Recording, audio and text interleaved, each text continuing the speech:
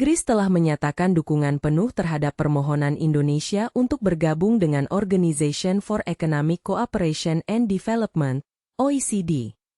Dalam pernyataan bersama yang dikeluarkan setelah pertemuan antara Presiden RI Prabowo Subianto dan Perdana Menteri Inggris Keir Starmer, Inggris berkomitmen untuk memberikan dukungan teknis yang diperlukan agar Indonesia dapat memenuhi persyaratan keanggotaan. Rincian dukungan Inggris. Paket dukungan teknis, Inggris akan membantu Indonesia dalam melaksanakan reformasi yang diperlukan untuk memenuhi kriteria keanggotaan OECD. Kerjasama di berbagai bidang. Selain dukungan untuk OECD, Inggris juga siap berkolaborasi dalam sektor-sektor seperti pendidikan, pertahanan, dan perubahan iklim. Hal ini mencakup pendirian Universitas Inggris di Indonesia dan proyek-proyek inovatif di industri perikanan. Pemberantasan IUU fishing, Inggris menekankan pentingnya kolaborasi dalam menangani penangkapan ikan ilegal dan berkomitmen untuk mendukung konservasi sumber daya laut. Komitmen Indonesia. Presiden Prabowo Subianto menegaskan bahwa Indonesia berkomitmen untuk mencari peluang terbaik bagi perekonomian nasional, termasuk bergabung dengan berbagai organisasi internasional seperti OECD dan CPTPP.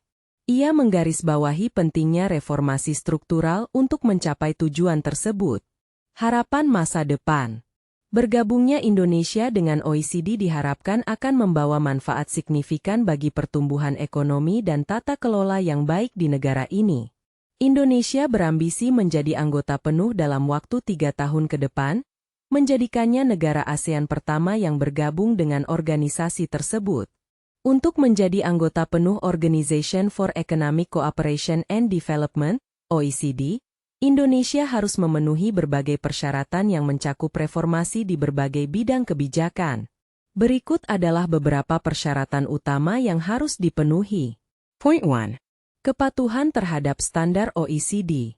Indonesia perlu menyesuaikan kebijakan dan regulasinya agar sejalan dengan standar dan praktik terbaik OECD. Ini termasuk perdagangan dan investasi terbuka, memastikan kebijakan perdagangan yang transparan dan terbuka, tata kelola publik, meningkatkan integritas dan transparansi dalam pemerintahan, anti korupsi, mengimplementasikan langkah-langkah untuk mencegah dan memberantas korupsi. Point 2. Reformasi kebijakan. Indonesia harus melakukan reformasi struktural di beberapa sektor, antara lain reformasi iklim, mengembangkan kebijakan untuk memenuhi komitmen lingkungan, termasuk pengurangan emisi, digitalisasi usaha mikro, kecil, dan menengah, UMKM meningkatkan dukungan untuk digitalisasi dan inovasi dalam sektor UMKM, peningkatan kualitas pendidikan, memperbaiki sistem pendidikan untuk mendukung pengembangan sumber daya manusia yang berkualitas. Point 3. Evaluasi teknis. Proses aksesi akan melibatkan evaluasi mendalam oleh 26 komite teknis OECD yang mencakup hampir semua area kebijakan publik. Evaluasi ini akan mencakup peninjauan legislatif dan kebijakan yang ada, rekomendasi perubahan yang diperlukan untuk mencapai keselarasan dengan standar OECD. Point 4. Penyusunan memorandum awal. Indonesia diharuskan menyusun inisial memorandum yang merinci kebijakan dan praktik saat ini serta rencana reformasi untuk memenuhi persyaratan keanggotaan. Point 5. Proses aksesi tanpa batas waktu. Tidak ada batas waktu tertentu untuk menyelesaikan proses aksesi. Kecepatan proses ini tergantung pada seberapa cepat Indonesia dapat menyesuaikan diri dengan standar OECD dan melaksanakan reformasi yang diperlukan.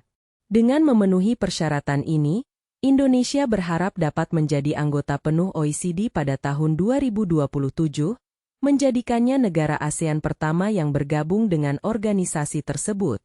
Inggris telah menyatakan komitmennya untuk memberikan dukungan teknis kepada Indonesia dalam upayanya memenuhi persyaratan keanggotaan Organization for Economic Cooperation and Development, OECD. Berikut adalah rincian tentang bagaimana dukungan ini akan diberikan. Point 1. Paket dukungan teknis. Inggris akan menyediakan paket dukungan teknis yang dirancang untuk membantu Indonesia melaksanakan reformasi yang diperlukan. Ini mencakup Bantuan dalam reformasi kebijakan, Inggris akan membantu dalam merumuskan dan menerapkan kebijakan yang sejalan dengan standar OECD, termasuk di bidang perdagangan, investasi, dan tata kelola publik. Pertukaran pengetahuan dan teknologi, Inggris berkomitmen untuk berbagi pengalaman dan praktik terbaik dari negara-negara anggota OECD lainnya, yang dapat membantu Indonesia dalam proses aksesi ini. Point 2. Kolaborasi di berbagai sektor.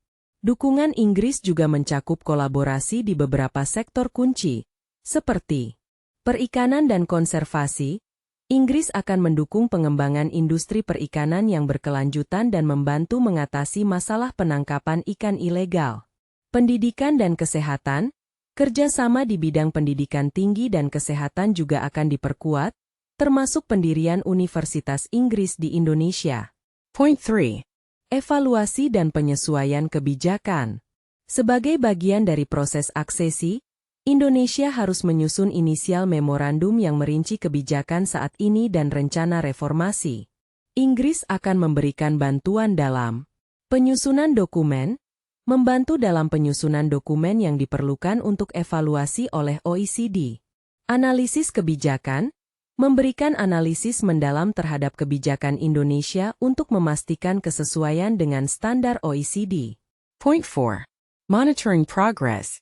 Inggris akan terlibat dalam memantau kemajuan Indonesia selama proses aksesi, memastikan bahwa langkah-langkah yang diambil sesuai dengan rekomendasi OECD dan membantu dalam penyesuaian yang diperlukan. Dengan dukungan ini, Indonesia diharapkan dapat memenuhi persyaratan keanggotaan OECD dalam waktu 3 tahun ke depan, menjadikannya negara ASEAN pertama yang bergabung dengan organisasi tersebut.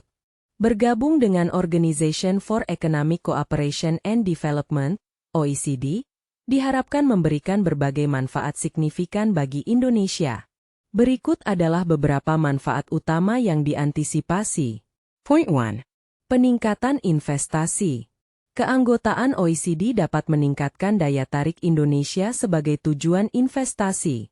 Banyak investor asing, termasuk dari negara-negara anggota OECD, cenderung lebih percaya diri berinvestasi di negara yang merupakan anggota organisasi ini, karena dianggap memiliki standar kebijakan yang lebih baik dan transparan.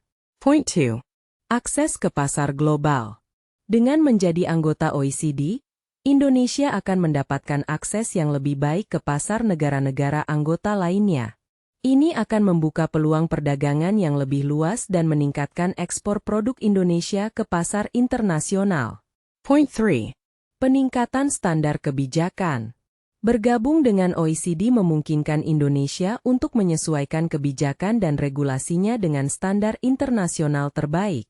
Hal ini mencakup perbaikan dalam bidang tata kelola pemerintahan, lingkungan, dan sosial yang dapat mendukung pertumbuhan ekonomi yang berkelanjutan. Point 4. Kerjasama dan pertukaran pengetahuan. Indonesia akan mendapatkan akses ke berbagai program kerjasama teknis dan penelitian dari OECD, termasuk pelatihan, lokakarya, dan pertukaran pengetahuan dengan negara-negara anggota lainnya. Ini akan membantu dalam pengembangan kapasitas dan peningkatan kualitas kebijakan publik. Point 5. Dukungan untuk reformasi ekonomi. Keanggotaan di OECD akan mendorong Indonesia untuk melanjutkan reformasi struktural yang diperlukan untuk mencapai status negara maju. Ini termasuk reformasi dalam bidang perpajakan, anti korupsi, dan digitalisasi usaha mikro, kecil, dan menengah, UMKM. Point 6. Peningkatan kualitas hidup. Dengan perbaikan dalam kebijakan ekonomi dan sosial, diharapkan kualitas hidup masyarakat Indonesia juga akan meningkat melalui penciptaan lapangan kerja berkualitas dan pengurangan kemiskinan. Point 7. Partisipasi dalam pembentukan norma internasional. Sebagai anggota OECD, Indonesia akan memiliki kesempatan untuk berpartisipasi dalam proses penyusunan norma dan standar internasional yang dapat diterapkan di berbagai negara, termasuk di dalam negeri sendiri. Secara keseluruhan, keanggotaan di OECD diharapkan dapat mempercepat transisi Indonesia menuju status negara maju serta meningkatkan daya saing globalnya.